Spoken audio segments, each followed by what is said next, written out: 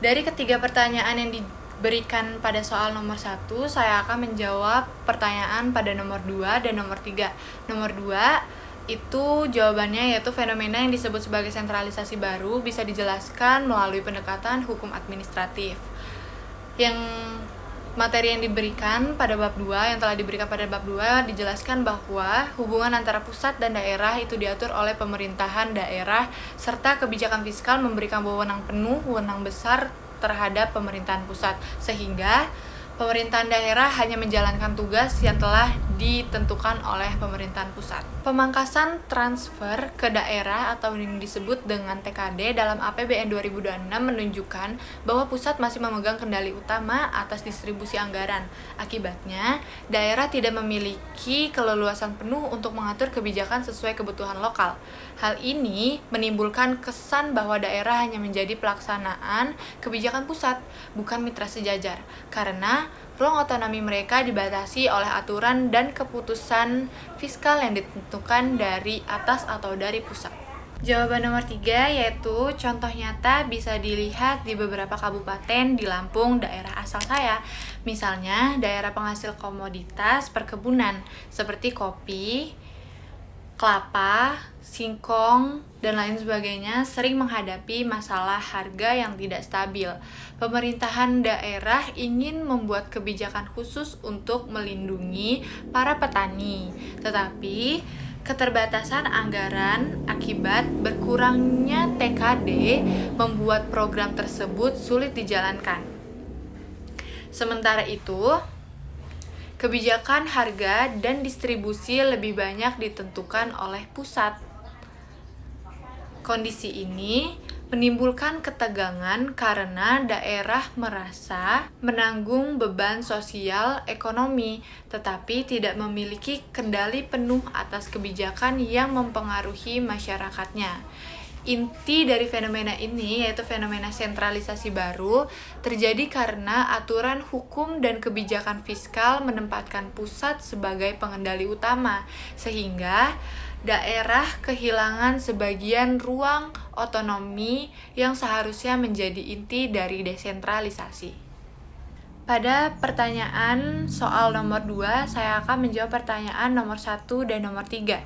Dalam materi bab 5 yang telah diberikan tentang pemerintahan daerah, kepentingan masyarakat setempat dijelaskan bahwa yang pertama, saya akan menjelaskan sedikit dulu dari materi bab 5 yang telah diberikan. Yang pertama itu aspirasi masyarakat adalah suara, kebutuhan, cita-cita, dan harapan yang disampaikan rakyat melalui berbagai mekanisme dalam kesadaran kolektif akan kebutuhan yang dirasakan.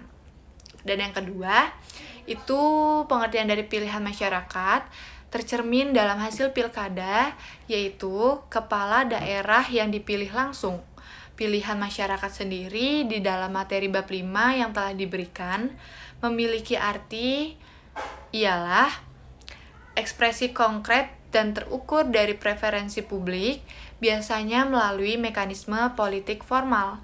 Dan yang ketiga, yaitu kepentingan masyarakat. Kepentingan masyarakat adalah kebutuhan nyata yang harus dipenuhi demi kebaikan bersama seperti kesejahteraan, keadilan, kenyamanan, dan pelayanan publik, serta lain sebagainya.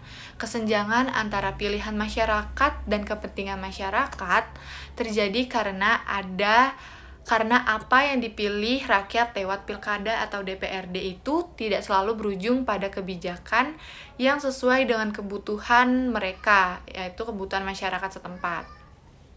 Di Pati, bupati terpilih justru menaikkan PBB hingga 250%, sehingga membebani masyarakat itu sendiri. Di NTB, wakil rakyat yang dipilih malah terlibat dengan dugaan korupsi dana pokir. Artinya, aspirasi masyarakat atau aspirasi rakyat yang diwujudkan lewat pilihan politik sering terdistorsi oleh kepentingan politik itu sendiri. Distorsi oleh kepentingan politik jangka pendek atau penyalahgunaan kekuasaan, sehingga kepentingan publik yang sesungguhnya harus tercapai itu tidak dipenuhi. Dan jawaban nomor 3-nya ialah, jika saya menjadi kepala daerah, langkah yang akan saya ambil untuk memastikan aspirasi masyarakat agar aspirasi tersebut dapat benar-benar tersalurkan adalah dengan seperti yang saya lihat di banyak medsos, itu saya akan melakukan apa yang dilakukan oleh Ibu Gubernur Maluku Utara, yaitu Bu Sherly Djoanda. Beliau melakukan bentuk nyata untuk menerima aspirasi masyarakat dengan membuka forum konsultasi rutin, yaitu konsultasi rutin musyawarah perencanaan pembangunan atau yang disebut dengan Musrenbang, agar masyarakat itu bisa menyampaikan kebutuhannya langsung kepada pemerintah pusat atau pemerintahan lainnya. Dengan hal ini, pemerintah jadi tahu akan kebutuhan rakyatnya secara langsung agar kebutuhan masyarakat dapat diserahkan secara tepat dan akurat. Dan tindakan lain yang akan saya lakukan yaitu dengan transparansi dan akuntabilitas, yaitu caranya menyusun kebijakan berbasis data dan kebutuhan lokal, bukan sekedar kepentingan politik saja, serta bersifat transparan kepada masyarakat, seperti mengumumkan secara terbuka dan transparansi penggunaan anggaran daerah agar masyarakat bisa mengawasinya juga. Jadi kecemburuan atau kekhawatiran masyarakat itu tidak akan timbul. Dan yang ketiga yaitu mengutamakan kebijakan yang berorientasi pada kesejahteraan jangka panjang seperti pendidikan, kesehatan, infrastruktur dasar, dan menolak kebijakan populis yang hanya menguntungkan jangka pendek tetapi merugikan masyarakat di masa depan. Dan hal terakhir yang paling penting yaitu mengasasi dan mendorong DPRD agar benar-benar menjalankan fungsi pengawasan bukan sekedar kepentingan politik dan kepentingan pribadi, serta mengoptimalkan peran inspektorat daerah dan lembaga audit untuk mencegah korupsi. Pada soal nomor 3, saya akan menjawab pertanyaan nomor 1 dan nomor 3.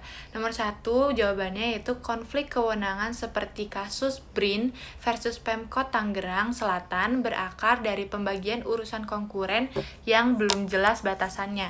Dalam UU 23 tahun 2014, urusan konkuren adalah urusan pemerintahan yang dibagi antara pusat, provinsi, dan kabupaten atau kota. Namun dalam praktiknya sering terjadi tumpang tindih karena tidak ada garis tegas mengenai siapa yang berwenang. Pada materi bab 4 yang telah diberikan sebelumnya menjelaskan bahwa tingkatan daerah otonom terdiri dari pusat, provinsi, dan kabupaten atau kota dengan kewenangan masing-masing, seperti pusat yang mengurus kepentingan nasional, provinsi yang mengurus lintas kabupaten atau kota, dan kabupaten atau kota yang mengurus kepentingan lokal. Dalam kasus Jalan Puspitek, pusat melalui BRIN mengklaim sebagai objek vital nasional, sementara warga dan pemerintah daerah menganggapnya sebagai jalan provinsi, agar akar masalahnya itu adalah ketidakjelasan pembagian urusan konkuren yang menyebabkan pusat dan daerah sama-sama merasa berhak. Seharusnya pusat berwenang atas objek vital nasional, tetapi koordinasi dengan pemerintahan daerah wajib dilakukan dan dilaksanakan agar kepentingan masyarakat lokal tidak diabaikan begitu saja. Pada jawaban pertanyaan nomor 3, jika saya sendiri diminta memberi masukan untuk revisi UU 23 tahun 2014 untuk memperbaiki pembagian kewenangan antara pusat dan daerah agar lebih adil dan efektif, ada 3 hal penting yang perlu diperbaiki. Yang pertama menurut saya yaitu melakukan penegasan batasan kewenangan konkuren. UU harus lebih rinci dalam menjelaskan urusan mana yang menjadi kewenangan pusat, kewenangan provinsi, maupun kewenangan kabupaten atau kota, agar tidak terjadi tumpang tindih antar kewenangan.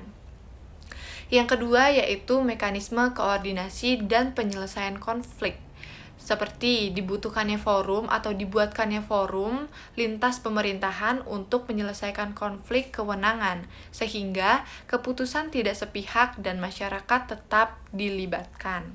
Dan yang ketiga, menurut saya yaitu dengan penguatan otonomi daerah. Daerah harus diberi ruang lebih besar untuk mengelola program dan anggaran sesuai dengan kebutuhan lokal masyarakat, sehingga kepentingan masyarakat tidak dikorbankan oleh kebijakan pusat yang terlalu seragam. Jadi, kesimpulannya ialah dari konflik BRIN versus Pemkot Tangsel menunjukkan lemahnya pembagian urusan konkuren dalam UU 23 tahun 2014. Pusat memang berwenang atas kebijakan vital nasional, tetapi koordinasi dengan daerah harus diperkuat. Revisi UU perlu menegaskan batasan kewenangan, menyediakan mekanisme penyelesaian konflik, dan memperkuat otonomi daerah agar lebih adil dan efektif, agar tidak terjadinya ketumpang tindihan antar kewenangan tersebut. Sekian jawaban yang bisa saya sampaikan terkait soal yang telah diberikan.